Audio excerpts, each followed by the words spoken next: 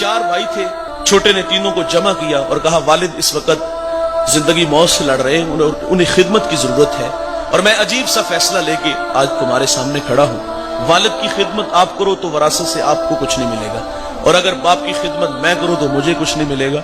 कितना आसान रास्ता था। तीनों ने नजरें मिला ली, वो दौलत ले उड़े, और इसकी आरजू भी यही थी कि मैं बूढ़े बाप की खिदमत करूं। तादम आखिर जब तक बूढ़ा बाप जिंदा रहा खिदमत की।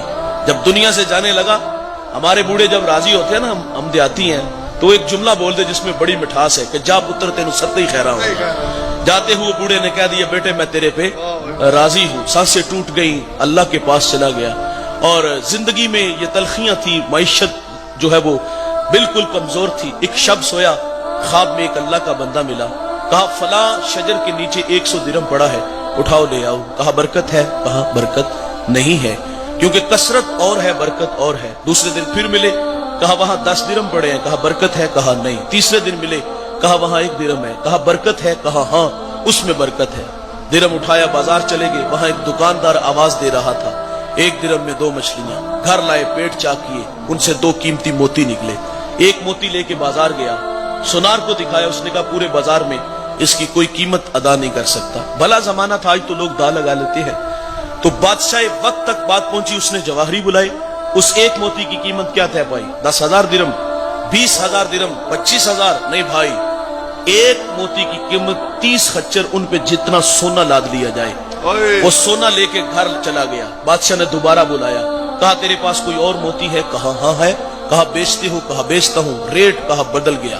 कहा कब क्या लोगे? कहा डबल लूंगा। 60 खच्चर सोना लाद के दे दिया गया। साहिब यकीनन उस शहर का बादशाह के बाद सबसे अमीर शख्स वो ठहरा। कौन? जिसने अपने बूढ़े बाप की खिदमत की। ओए दौलत ही सब कुछ नहीं होती भाई, ये टगई सब कुछ नहीं होते। माँ बाप बहुत बड़ी दौलत है भाई। हमने देखा जब वरासत तकसीम होती है तो वो बड़ा अजीब सा झगड़ा होता है। फलां फैक्ट्री मेरी, फलां कारखाना तेरा, फलां मकान तेरा, फलां प्लाट तेरा। कोई कहता है यहां मुझे दा लगाया गया, यहां आपने दा लगाया। ये झगड़ा बड़ा अजीब होता है। वरासत जब तकसीम होती है, भाई 1 इंच पे भाई का गला भी काट देता है। और जब वरासत तकसीम हुई तो झगड़ा हुआ, और बचपन में एक झगड़ा होता था और वो बड़ा खूबसूरत झगड़ा था कि माँ मेरी है बाप मेरा है। और काश के ये बुढ़ापे में भी झगड़ा होता तो कितना मजा आता।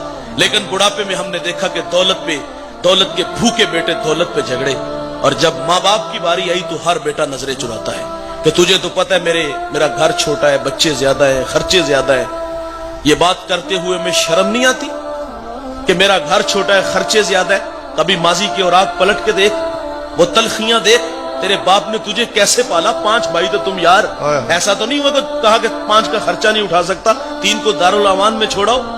8 से 18 घंटे मजदूरी की, इसलिए तुम्हें बराबर का हक दिया, मोहब्बतें दी। और आज बाप बुढ़ापे में आया और तुम्हारे कंधों पे उसकी जिम्मेदारियां आई, तो कहते कि बाप को तेरे कंधों में डाल देता हूं। कोई कहता कि 4 महीने निकाल, कोई कहता बूढ़ा खांसता है तो मेरे बच्चों की नींद खराब होती है।